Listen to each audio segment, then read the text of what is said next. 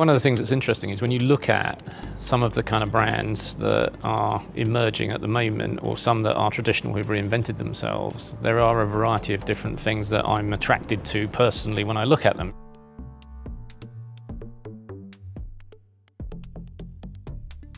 When you look at the reinvention of two very famous brands of the past, which was for me Bentley cars and Burberry, who actually had incredibly traditional positioning, came out of their heritage at some point. And these are people with very manufactured products, but have very particular kind of ways in which you might be able to broadly guess what it's like to work there. Dyson is another one, I think, where you've got an evangelical kind of engineer like a James Dyson at the kind of helm, doing crackers things with blowing wet air around the place, kind of is where he started from.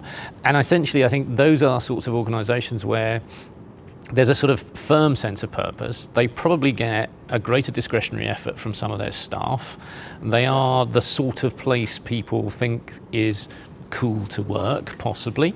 And so actually there's something in the ether there. And whether or not it comes in those components we like to call brand, or we like to call purpose, or we like to call leadership, or any of those kind of things, those are, for instance, a good number. And there's plenty more, I think, out there. I think cool is very transactional. I mean, what's cool? Yeah, I mean, when you were talking about cool, when I hire particularly graduates, they really, I would say they're more interested in working for a place that cares. Mm-hmm. And I think caring has much more longevity than coolness. You never, there'll always be somebody who's, like Burberry's a brilliant brand, but they're not quite where they were iconically as a few years ago, but they still appeal to certain buyers, but it's not necessarily because they're as cool as they were. And I couldn't agree more about the, confusing culture and purpose, because I think if a company, we've all been in companies where the vision is articulated as a set of numbers. And that's the time, I think, for the leadership to step forward and say, we have to have people believe in what it is we do in the world, and then the numbers will solve for themselves if you're just leading with the numbers. And so one thing that Tata is we're this institute, many independent companies, but we're bound by this ethos, which is the business of business is more than business. So we have an obligation to serve the communities that we support and to leave them in a better place than if we didn't exist. And that runs right through. We had a big strategic issue in India. Our mobile, if you know anything about the Indian market, the mobile business is just in absolute free fall. And we had a small player, it was losing money. And we tried to sell it numerous times. And ultimately it wasn't, a sellable proposition. So our chairman said, right, what we need to do first is protect the customers. What we need to do second is protect the employees. And we need to protect the company's reputation. So we actually moved that business on it was a zero transaction, and we kept the debt on the basis that the customers were going to be looked after and the employees were going to be looked after. And so when you see a big decision like that made in that way, you think, okay, I can say to a future colleague, that's what it means, that the business of business is more than business. Because you're not fixing for the quarter, you are actually trying to manage what how you operate on the world stage. It's very interesting, isn't it, though? Because I was really surprised. We were thinking about this in relation to Unilever, who we're doing a little bit of work with, and one of the things that's really clear is that makes a massive difference to employees, in that they love and do recognise that Unilever have more of an approach to sustainability and, have lots of great values and great products that do actually live up to that.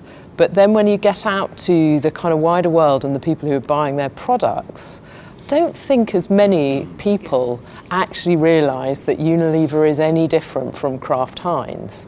And I thought that was quite fascinating, that we haven't necessarily managed to make that jump from making people care at an employee level to actually the wider public, who just tend to sort of still look at big business and think it's generally bad.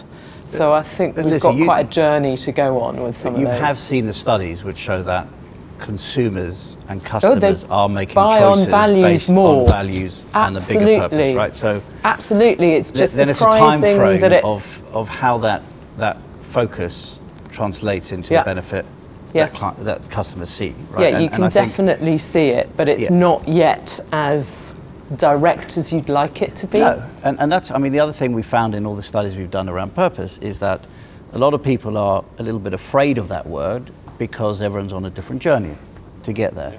And I think the other, conversation that often happens is people confuse purpose with the power of a galvanizing total stakeholder focus from social impact. And again, that's, there are social impact businesses, and then they're purpose-driven, which are looking at a total stakeholder group. Their clients, we look at, clients, our people, and communities. Those are three critical audiences for us. So I think it is also about a journey, and that's what puts a lot of people off, saying, well, hang on, how can I be perfect at the moment? I wonder whether there's a shift because of the generation coming through now that don't give loyalty in employment. There is an expectation that I'll do 2 years. It's a two-way street. You give me what I want, and then I'm off. And as a result, how do you embed a culture, that's the fabric that runs through, that people would have been there 30-odd years, could have, driven it and kept it solid. Now, of course, it's just, it comes, it goes. It feels very fluid. Yeah, I don't know, but I think they're even more driven by the culture of the organisation.